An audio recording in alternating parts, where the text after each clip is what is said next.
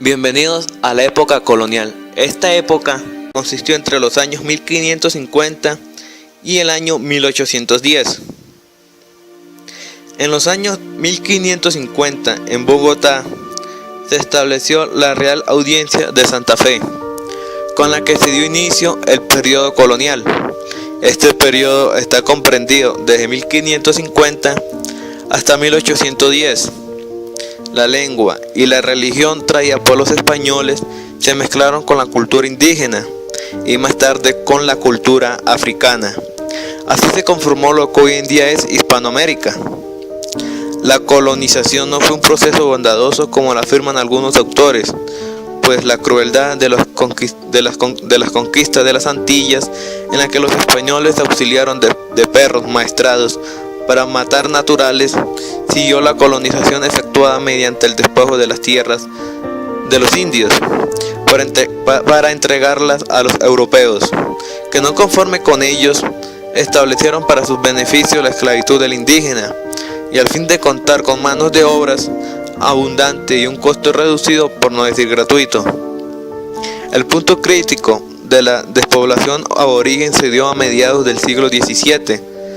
Debe decirse que las comunidades que sufrieron con mayor impacto la llegada de los españoles fueron aquellas que habían alcanzado un alto grado de sedentarismo, mientras que sociedades generalmente de fronteras, cazadoras, recolectoras, fueron mucho más flexibles frente a los invasores, pudiendo resistir y enfrentar de manera más ágil a los europeos. Hubo varias causas de muerte para los indígenas, entre ellas se destacan 5. La primera, que es la introducción del ganado español, lo cual redujo el espacio vital.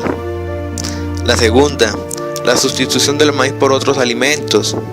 La tercera, la falta de defensas ante enfermedades virales y bacterianas. Cuarta, las fuertes afecciones pulmonares causadas por el arduo trabajo. La quinta, el trabajo duro impuesto para las mujeres. La sociedad estaba designada por niveles jerárquicos.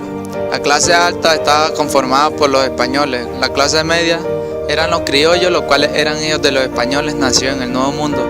Y la clase baja eran los mestizos, los cuales eran hijos de los padres de distintas razas, europeos, indígenas, negros o asiáticos.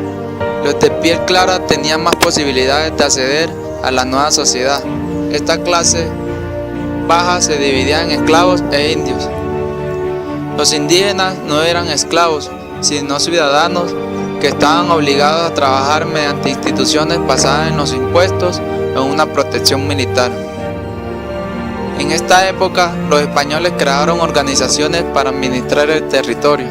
El Cabildo fue una de las instituciones más importantes en esta época a partir de los primeros años de la conquista, que contribuyeron un eficaz mecanismo de presentación de las élites locales frente a la burocracia real.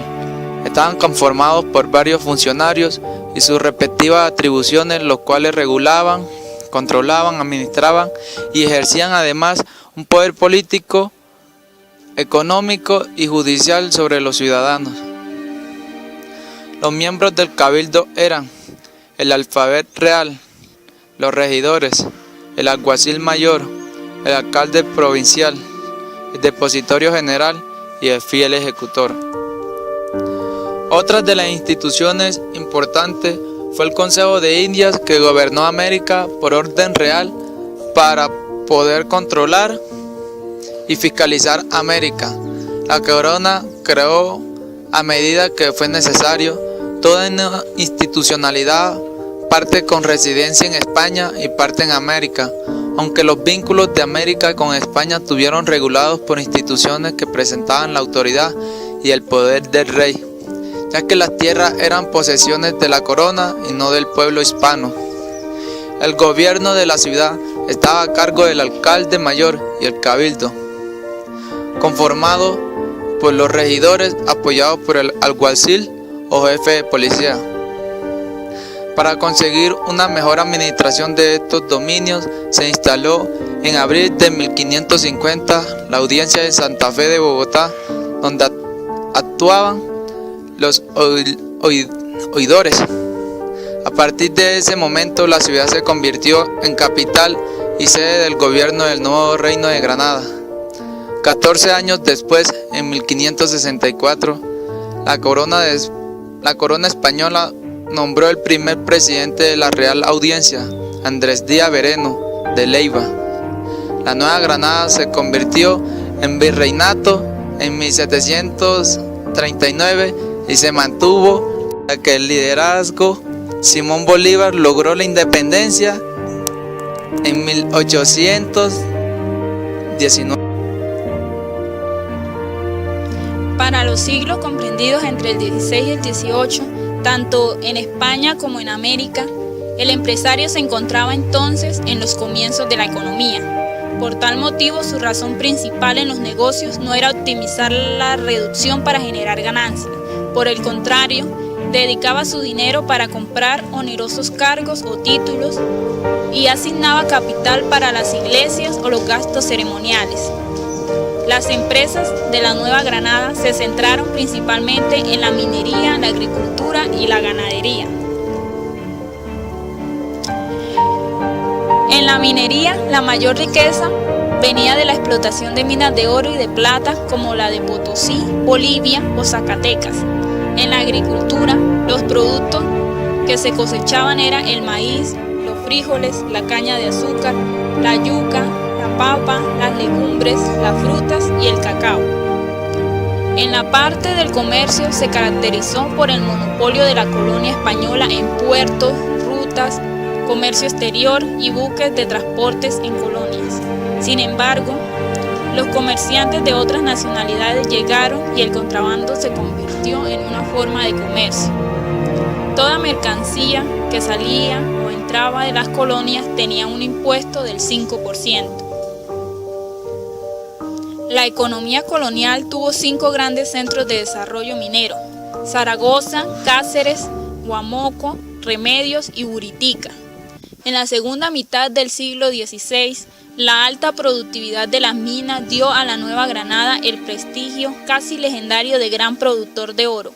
En la década que van de 1570 a 1610, los yacimientos de Antioquia dieron sus mayores rendimientos y las exportaciones promedio sobrepasaron para el conjunto de la audiencia la cifra del $1.000.000 anuales, sin incluir el cuantioso contrabando que en este, como en los siglos posteriores, pudo calcularse en un 100 o cuando menos en un 50% del oro legalmente registrado. Debido a las largas jornadas de trabajo, la población indígena se ve notablemente reducida. Hacia 1630 comienza a darse una notable baja de la actividad minera.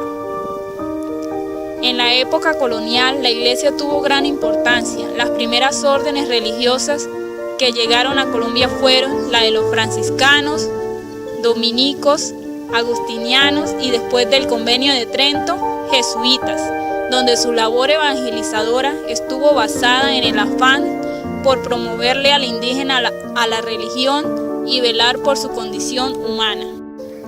La etapa colonial se caracterizó por la evangelización del cristianismo entre la población indígena y la esclavitud de hombres provenientes de Guinea, Senegal y Níger en América para labores de extracción minera. Principalmente, la llegada de africanos y españoles favoreció el mestizaje en Colombia. Los abusos y la corrupción bajo la Real Audiencia y el virreinato fueron en últimas la causa de la aparición del sentimiento independentista.